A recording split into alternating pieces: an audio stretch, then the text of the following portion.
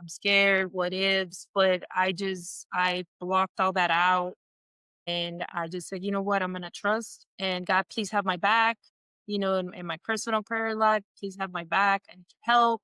I'll do my part. And I ask that you do your part, please. And then I just did it. Welcome to the Unbridled Creative, where courage meets calling.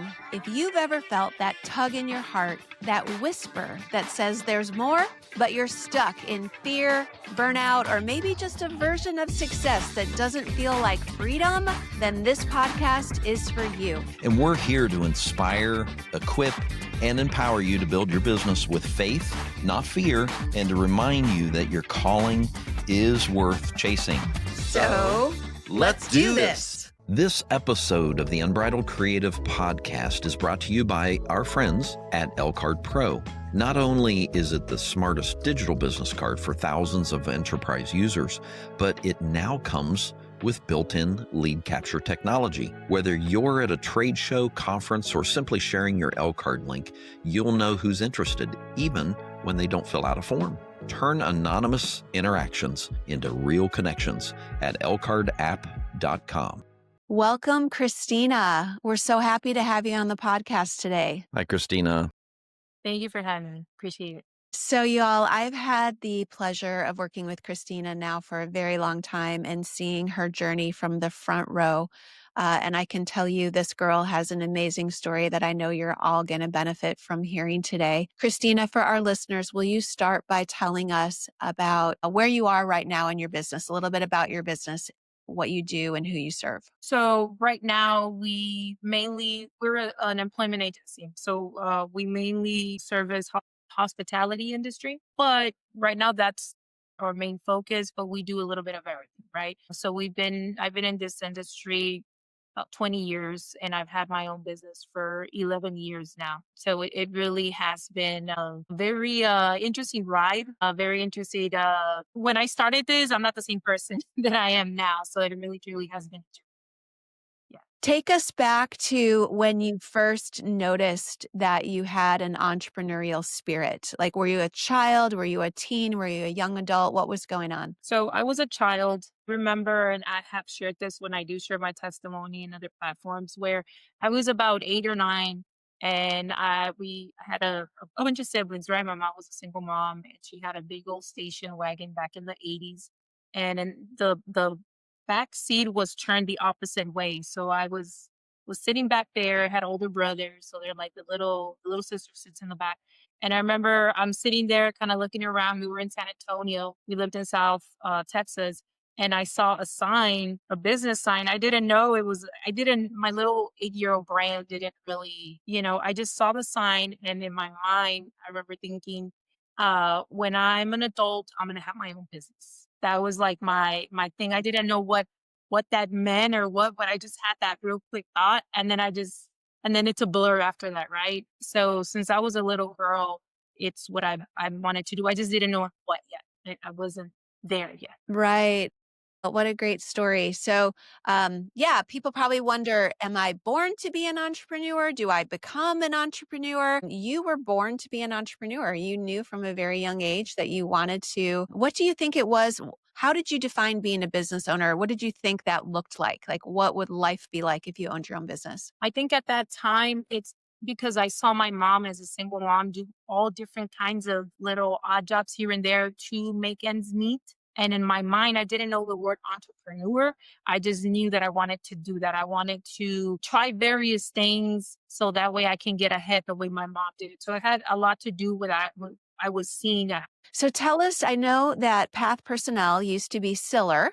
So can you tell us when you first got into the employment and the staffing business, what made you kind of jump the fence into that industry? What was going on in your life at that time and had you pivot into that? So again, I always knew, right, I was going to have my own business. I just didn't know in what. So I tried different jobs, different careers. And when I was given the opportunity in staffing, I was like, okay, this is it.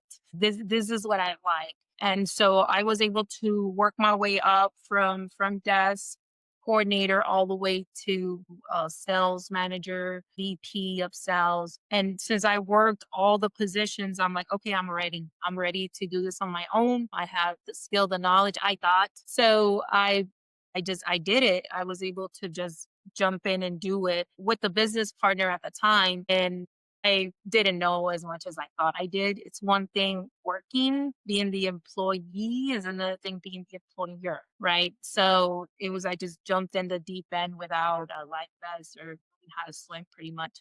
And I just went from there. And I had to learn, I had to go through crazy things.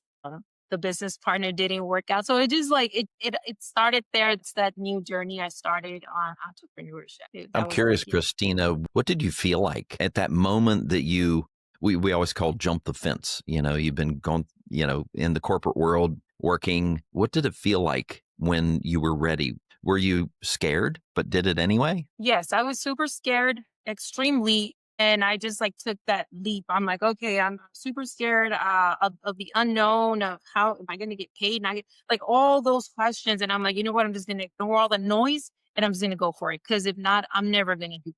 So I took that jump of that leap. I was like, you know what, God, I trust you, and here I go, and I just did it. Do you have any voices in that moment, Christina, that were saying, I don't know, this is scary? Or did you have so much faith in the decision that you were able to just move through that? So I had both, right? The I'm scared, what ifs, but I blocked all that out and I just said, you know what, I'm gonna trust and God, please have my back. In my personal prayer life, please have my back and help. I'll do my part and I ask that you do your part, please. And then I just did it. And I remember my focus, it's like those racehorses that they have the blinds here. I remember telling myself, okay, I'm gonna focus on the prize. And no matter what's going on around me, the noise, the negativity, I'm gonna ignore it because I don't have a choice. And I just focus on the prize. And I just kept going. That's awesome. I'm glad you bring up that analogy because it's sometimes we use the analogy about the blinders and the bit, and it's because we're being controlled, right, by others, the betting audience, so to speak, in a race, right? But it's an important fact that you just conveyed about for yourself and your own goals, you had to put the blinders on to focus on them. And it wasn't because someone else was controlling you, it was you staying focused. So I'm so glad you identified it that way. What was the massive action you took when you first jumped from being like an employee, right? A W-2 for somebody else to being, a K-1 business owner? Like what did you do? I quit my job, my secure weekly check, and then I quit my job and then I just did it. Like okay, these are the steps I need to take from forming the LLC to having all the insurance, like just checking out all the boxes of everything that I needed to do. And then once I had that situated or completed, then I went out to generate business. And that's a whole different thing where all the clients that were like, yeah, they were encouraging me. And once I had everything done, when I'm like, okay, I'm ready, everybody back. So there was a little time lapse where it was like, oh, man, like this isn't working. This isn't as easy as I thought it was. I thought I was going to pick up real quick and just get in the groove of things. And it took a bit. It took a bit for that. It wasn't overnight. So, one of the things we talked about before you jumped on with us is about how an entrepreneur has to be able to make it rain. And we also have to deal with it when it doesn't. Like, how did you get through that moment? Like, how did you say, I've got to go out and generate business and I've never done that before? Like, take us through that. So it's so amazing because I don't believe I'm like a people person. And so I had to really fight with myself to pull up to like a job site. Let's say I was focusing on construction at the time. And you have this big job site with big job trailers and you have, superintendents and project managers. And here I am, little me, and wasn't good with communicating or speaking in front of people and stuff like that. So I remember I would sit in my car, I would pray, and I was like, okay, I don't have a choice. I don't have another option. This is it. So I got to really pull it together. And any nervousness or any being scared is not that we don't have time for that. So I just like would take a deep breath. I would walk in and I just did my spiel. and I remember praying and asking God to give me grace and wisdom, wisdom to know what to say because I'm dealing with typically it's men in that industry that have been in it for many years and they're very knowledgeable. And here I am, I'm barely trying to get in. And then the grace to be able for them to at least hear me out. And so when I took that step and I remember being there, I walked in a big meeting, everybody turned and looked at me and I'm like, "Oh," I just took a deep breath and I just did it without even thinking twice or hesitating. And then that's what helped me build my confidence. Girl. One of the things that I had said about you before you jumped on was you're the beautiful combination of grit and grace. You've also had massive success in a male dominated industry. Can you speak to that? I'm sure there are a lot of women out there that have thought, I want to do this or I want to do that, but I don't have what it takes, or I don't have the confidence, or I don't have the courage, or I'm a woman, or like all of the limiting beliefs that we tell ourselves. Speak to that for inspire the women out there that are listening to this podcast that they can do whatever the heck they want to do. Yeah, one of the main things is to be self-confident. And if you don't know something, like say, hey, I'll get you that information. You know what I'm saying? Like it's okay that if you don't know, but if you have that self-confidence, it like that trumps everything else. I know I was able to gain respect from my superintendents that I work with because I was reliable, I was dependable. And if I didn't know something, I told them, hey, look, I don't know, but let me get that information and I'll get back to you. That's like I will respect you more for that and more than if you pretend or you like pretend like you know when you don't, because they'll be able to tell. So that's how I was able to gain the respect in that industry because again, I was reliable, dependable, and it got to a point where I knew what I was talking about, but I didn't at first. And I let them know, hey, I'm learning, but let me get that information. I believe that that helps a lot. Yeah, being upfront and saying, I'm not sure, but I'm going to dig it up. Like, I'm going to dig up that answer. Was there ever a moment in your journey where you thought, I don't know if I can keep going? Yes. Yeah, there was a journey where there was a where I found out that someone very close to me, my right hand of many years, was stealing and deliberately doing stuff in our company so that way it would go bankrupt. That was very rough. And it affected it so much that we almost didn't make it. We almost had to file bankruptcy because it was so much of the damage that he did and it was hidden because he controls my CFO, controlled all the finances, and I trusted him. He earned my trust, and so I blindly trusted him. And there was red flags everywhere, but I'm like, no, he wouldn't. He wouldn't do that. Maybe there's some kind of mistake. Like I would try to like convince myself that man, maybe make excuses because I just trusted him so much. And when it all came to light, it was very devastating. It took me a little bit to grasp it, and I was still in denial. I was like, "No, maybe it's wrong. Maybe, he didn't mean it." Or it's just so many it's so crazy, there's so many excuses. But the reality was something different, and when I saw the numbers and saw how bad it was for a while, it's like, I don't think we're gonna make it out of this one. But we did. Yeah, and here we are. And what did you do in that moment when you really faced reality that, oh my gosh, this is something I'm going to have to deal with. I'm going to have to get rid of this person. After a couple of days of kinda like convincing myself, I confronted it head on.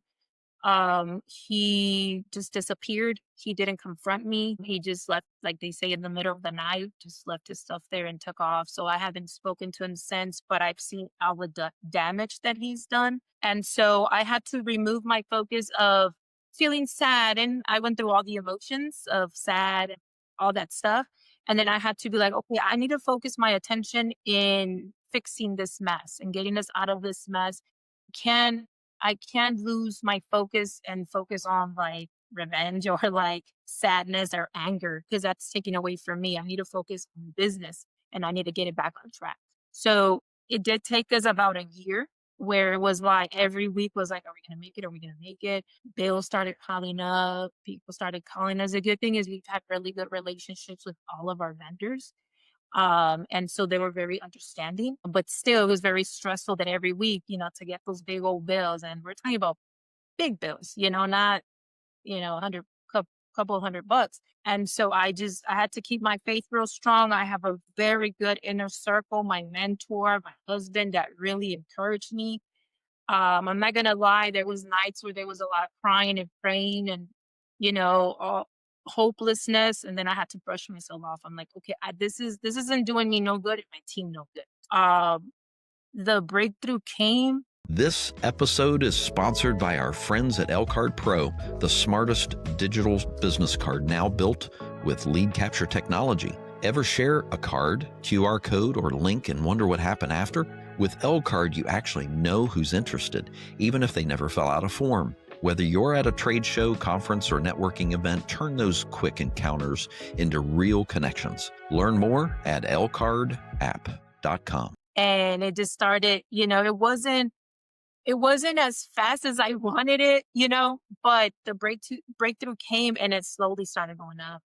And so finally we got some breathing room. Thank God we're growing. Like we're still cleaning up that mess because it was so many years that it had been done and a lot of things were being uncovered. But I can say right now that we're in a much better place. And then that helps me to be more at peace and more calm. So it really has been a difficult journey, but I mean, we're still going. Well, I'm so glad you shared that story because we've had many guests on that have gone through very similar, what sometimes we call Red Sea moments, where, when Moses took them right to the edge of the sea, Moses and all the Israelites had no clue what was going to happen. They didn't know the waters were going to part. They just knew that they were trapped and they were going to die. They were thinking all the bad things, but then a miracle happened. And I think between you and your faith and your courage to walk through it and to keep walking through it, that's when God says, okay, I'm going to open up the sea for you with dry ground so you can walk through it. But you have to walk. So you walked through it. So that is so cool. So cool. Yeah, I heard you say faith and focus again, which is exactly what you described when you kind of first got into all of it is faith and focus. And of course, the support of your husband and your family. Talk to me about your rebranding. There are probably business owners out there listening to us right now that are like, I can't imagine starting a business. What is a brand? Maybe I don't feel like my brand now is really a reflection of who I am at my core, my soul essence. So maybe I want to rebrand. Talk to me about the rebranding and what that means to you. To me, it means a new start, a fresh start. Because of everything. So Siller had a very strong meaning behind it, for me personally, because it was my grandfather's last name, my maternal grandfather, and he was a very successful business owner as well. But because of everything that had happened and the damage that this person had done, I felt like it was time to start over, to start fresh. And there's nothing wrong with that. And so we needed just something new, and so that's where the rebranding came in. It's like, okay, this bad episode is over. So this is a new time. This is a new episode, and we're going to start it new with everything fresh, everything new. And so that's where I made the decision, and I reached out to Lauren to help me to rebrand. And it is a little because everybody knows us as seller. So, but once they see our service and it's like, hey, we're the same team, we just rebranded, then they're like, oh, okay, it's not even a thing. A lot of people might think I might lose clients, or it's like I'm starting all over. It's like you're starting over for you. This is mostly done for my team and for the client, right? Like a fresh start. So it won't impact anything. We just have to make sure that we're on top of everything, like changing the names with the vendors and all that stuff. But I think sometimes it's good for a business to take a step back and be like, okay, we got through that storm.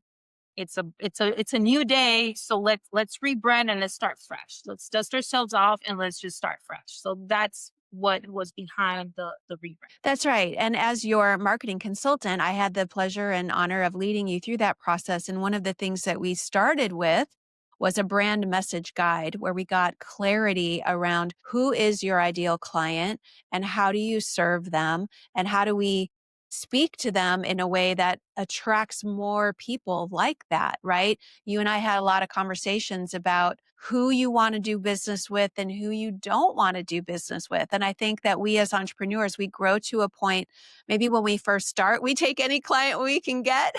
But when we get more mature in our business, we are very confident in saying, hey, this is not a fit. Like, I don't think that we should do business together. Laura had mentioned at first it was like, I'll take everything. Yes, yes. Business, hey, all business is good. And I've learned throughout the years, not all business is good business. So I have been able to target my clientele and be like, okay, this is the type of client that I want. This is the type of client I don't want. So I have walked away. I have walked away from certain clients that just it doesn't fit. We're not a good fit. We're not a good match. Or we're like, you know what? Let's just part ways now because it's not going to work. So I'm glad that we've been able to get to that. Yeah, I think that if we could give, a lesson to people that are out there starting a business, be as confident as fast as you can to walk away from people that you know in your gut are not aligned with you because it will turn around and bite you. It might feel good in that moment to get that new client, to get that sale, but you will pay for it at some point in the journey because you are not aligned, right? Tell us what is next for Path Personnel? Like now that you've got this rebranding under your belt and you're about to kind of go out there and grow and scale your business, what's the future look like? The future looks like right now we have two locations. We service Texas and New Jersey. And the future for us looks like we're going to be in about 10 other states. So it's being done very organically because I don't want to implode if we grow too quick.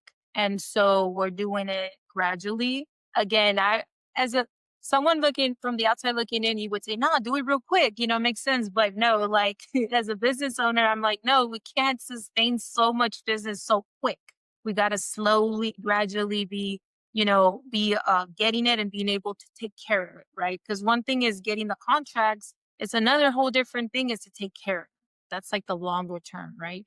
So we are expanding. We will be in like 10 other states here soon. And so that means more team members. That means, it's great to grow, but a little bit more responsibility and a little bit more strategy and new team members and stuff like that. So it's very exciting and still I always get that nervousness. I never want to get to a point where I'm like, you know what I'm saying? Like have that nervousness and that will help you to make sure you're on top of everything. So nothing falls through the cracks. So that's where we're at right now. I'm very excited for you. For the people that are out there that have maybe never hired someone before, you're an expert in staffing. You're an expert in being that matchmaker between, an employee that wants a job and a business that needs an employee. What advice would you have for a fellow business owner that's maybe how do they know if they need temporary staff or permanent staff? Like can you give us some insight? Yeah, so there's two different things, right? There's the temporary to where a lot of clients they'll get like a big project. They're in-house employees, or maybe a handful, but they have the opportunity to get a big project and then they're kind of concerned, how am I going to staff for this? And then I'm going to have to get somebody to recruit and somebody to interview and then all that stuff, right? So we take that away from them and then we do it. So that way it doesn't hold back business from acquiring bigger contracts because we're able to supply that, even if it's for, a couple of weeks or a couple of months. That is in the temporary area. Now there's also in the temp to hire area, have a need some office help or, I just don't have time to interview right now and I need some extra help. Then that's where we come in as well. We'll take care of that. And then you just get one bill a week. But we take care of the recruiting, if you need a background check, paying all the taxes that come with it and all that stuff, we take care of that. And if you no longer need that person, you don't have to worry about unemployment or anything like that. You're just like, hey, send me somebody else. This one didn't. So that's the perk in that. Now there's other industries where it's a little bit more long, where you know what, we need a group of people and then they're just going to be here for a while. And then we manage them, we take care of it and all that stuff and it just makes it easier. So it's a lot of options. It just depends on the individual needs of the client. Then we tailor to them. So if someone is thinking, I need some help, and they're thinking, I don't know, I'm going to put a job posting out on LinkedIn or Indeed or something. Talk through for me what their life's going to look like if they try to hire themselves versus what their life's going to look like if they just reach out to you and say, help me. So they'll get a bunch of resumes. they'll have to set up a bunch of interviews. Sometimes some will show and I'll take them away from focusing on getting more business for their business, right? The time it takes to interview, the time it takes to review resumes, the no call, no shows, like all that stuff, right? So then we take that away from you. Keep focusing on growing your business, keep focusing on, what you have to do on your end. And we'll take care of all that in the back end, and then we'll provide you, here's a candidate. And then it works, great. And if it doesn't, just let us know and we'll send you somebody else. Already screened, already everything's already set. And what does it cost the business to work with you? Is it a percentage of their salary, or is it a flat fee? Like, how does that work? So it is a hourly rate. So we'll set up a contract, we'll give you an hourly rate, and then that is the rate that we're going to charge. It's going to be per hour. We'll send you invoice at the end of the week. And then that's all you pay. You don't have to worry about anything else. You just pay that one invoice. So it's an hourly rate that we charge. Now, if it's like a placement, then it's different. Then it is like a percentage of the salary. But that's like a direct hire. That's another option. So I can imagine that small fee that they're gonna pay for the hourly productivity is very minor compared to the massive cost they would have of their own time and their own energy to try to hire and screen and, I don't know, interview and no show and all of that stuff, right? You're getting them right to that sweet spot of you've got somebody and you're just gonna pay to have them working for you. That's the biggest pain most businesses have is hiring, firing, finding great people to be able to scale their business. They can't grow without it. Yeah.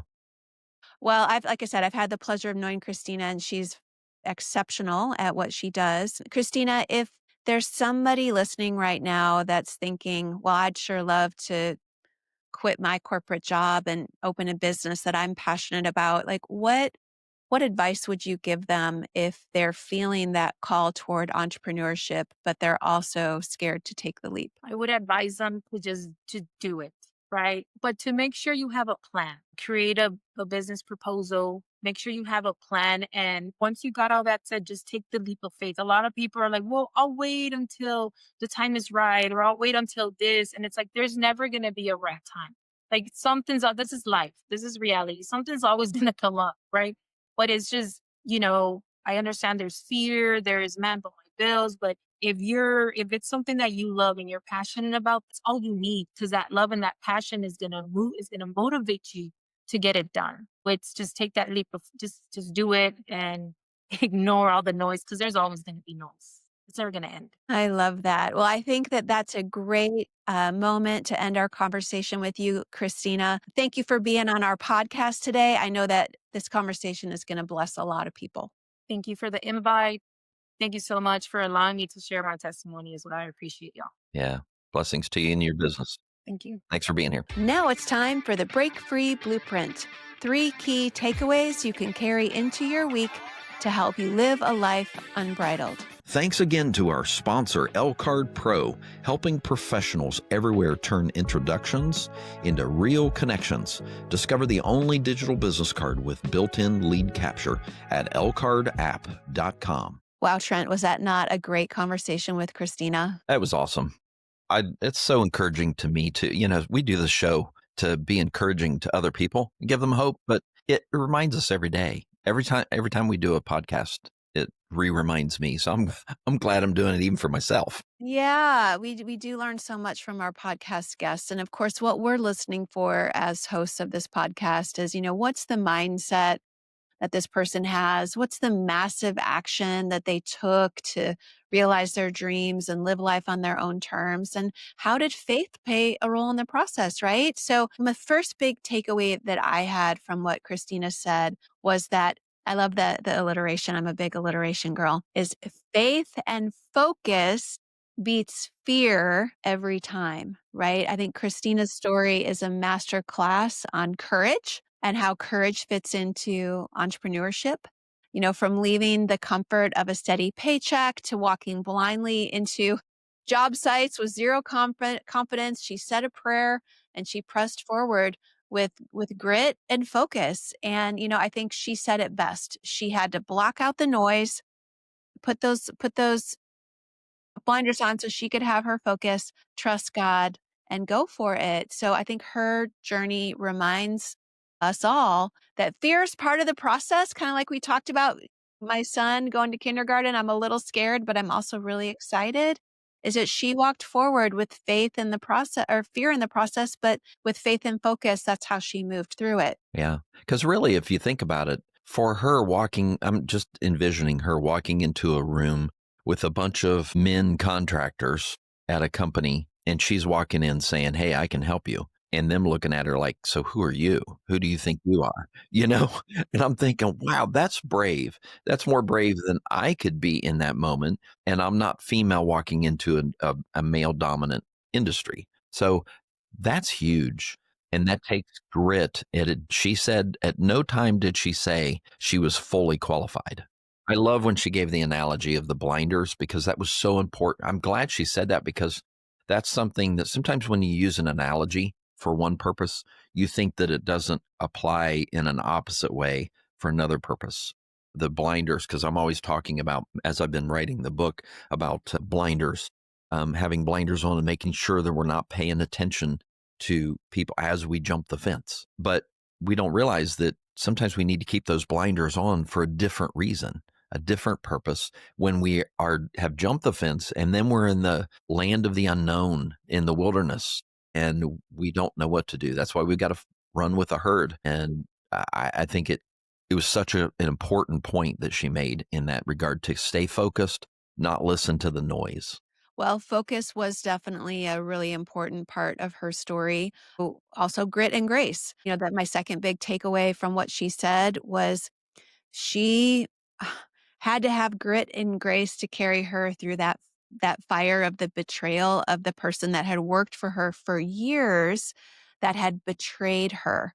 She said he was a right-hand employee and she had to deal with, anger and sadness, but, keep pushing forward.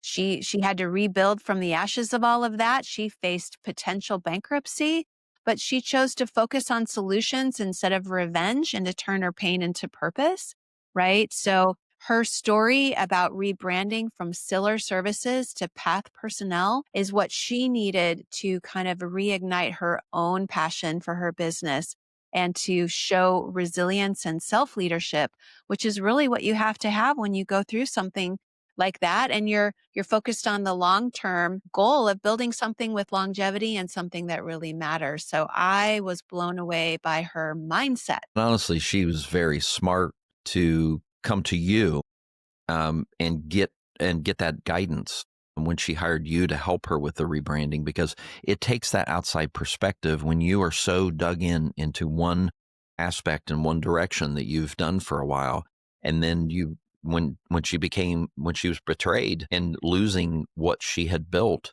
you need an outside perspective. You have to. There's value, huge value in that, and honestly, I don't think she would have been able to continue on her own because she didn't have that outside perspective to rebrand herself and to reinvent herself. That's right. I often tell clients that I don't want to know about your business. I want to see it from the outside just as your potential, ideal client would see it because you can only see it from inside the jar. So imagine, I don't know, a mason jar with a lid on it. You're on the inside. You see the inside of that label and you live in there every day. I'm outside the jar. I see the mason jar. I see the outside of the label. I see you inside of it.